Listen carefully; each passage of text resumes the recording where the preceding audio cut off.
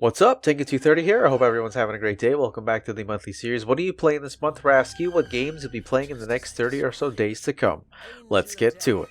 Steelrising is the next game from the developer Spiders. Their last game was Greedfall, and it sold pretty well, and it seemed like a lot of people had fun with it.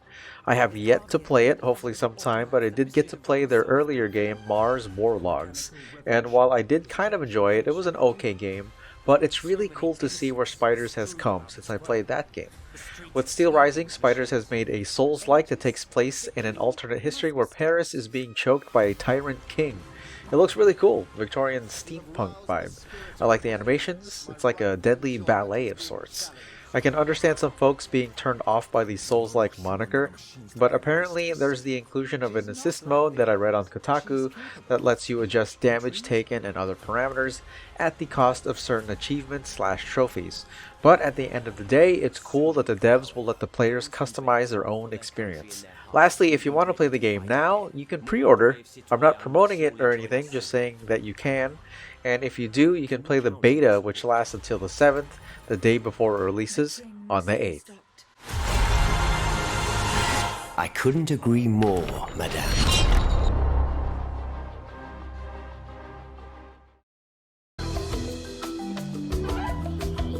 I remember my friend playing Monkey Island on his Sega Genesis CDX. If you don't know what that is, it was a combo Genesis and Sega CD. He'd bring it over, we'd play a bit, get frustrated because we didn't know what to do, then we'd play something else. But we kept coming back to it just to see if we could solve those darn puzzles. Like transferring grog, I think it was called. It was like a liquid from mug to mug to dissolve a lock or something, because the liquid was acidic. It was a pretty cool solution. In Return to Monkey Island from the Steam description, it's been many years since Guybrush Threepwood was last locked in a battle of wits with his nemesis, the zombie pirate LeChuck. I think it's pronounced LeChuck. His true love, Elaine Marley, has turned her focus away from governing, and Guybrush himself is adrift and unfulfilled, having never found the secret of Monkey Island. Hip young pirate leaders led by Captain Madison have shuffled the old guard from power. Melee Island has taken a turn for the worse, and famed businessman Stan has been imprisoned for marketing-related crimes. It boasts a new art style which I personally dig, and hope it brings the same energy as the one I played. It's out on the 19th.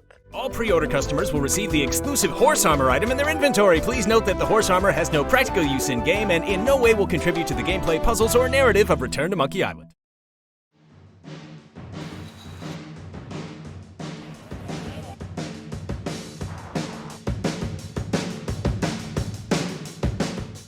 When the first Splatoon came out, I played the initial test phase. My net at the time was not good, but I was able to join games and I had a good time. When the game fully released, however, something changed on the network end and my very slow internet would allow me to join a game, but every single time, after 10 seconds, it would just boot me out. I'm glad it had single player at least, so I could enjoy that, but man, not being able to play online was so disappointing. I never played the sequel, but I heard Salmon Run, a co-op mode, was pretty fun, and I believe the mode has been confirmed for Splatoon 3. If I ever get a Switch, I'll definitely give this a shot because I really enjoyed the core experience, and I don't know, there's something about desert environments in games that hook it for me. That and snow. It's out on the 9th.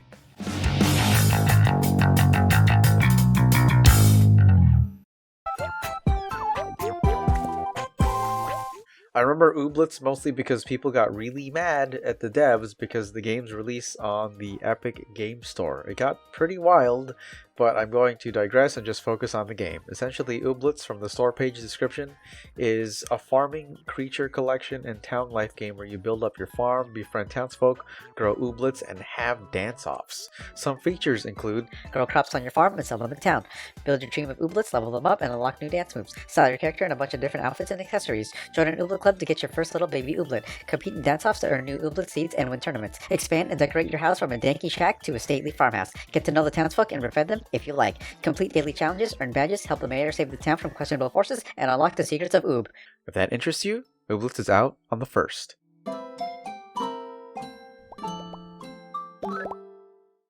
And now for some quick hits. Hold on to your butts. It's kind of a lot. The Dio Field Chronicle on the 22nd. JoJo's Bizarre Adventure All-Star Battle R on the 2nd. The Last of Us Part 1 on the 2nd. Temtem is out of early access on the 6th. Metal Hellsinger on the 15th. Absolute Tactics Daughters of Mercy on the 15th. Solstice on the 20th. Session on the 22nd. The Legend of Heroes Trails from Zero on the 27th. Serial Cleaners on the 22nd. No Place for Bravery also on the 22nd. A lot of games are coming out on the 22nd. Beacon Pines also on the 22nd. Moonscars on the 27th. And lastly but not least is Grounded, a game that Mel and I first played on Steam Early Access and are now playing on Xbox, also in Early Access, or its version of Early Access Game Preview. It's finally out on the 27th, and it's a pretty cool survival game that Mel's been pretty addicted to. We've died a bunch of times to spiders, built our house with a tower to zipline to places, and just had a lot of fun exploring the yard as our tiny selves. It really puts things in perspective. The full release will have the whole story and hoping some more quality of life features and just more of what makes the game awesome. So that should be enough games. So with all that behind us, let me turn my head toward you all and ask, what are you playing this month? That's going to be it for this episode. The list of games is down in the description below. It's not a full list, but most. And remember, some games could still get delayed and new ones could be announced. So if you all made it this far, thanks for watching, and as always, take care, and Tengu230 out. Alright y'all, give on everybody, keep smiling, thanks for the support, and I'll see you next month.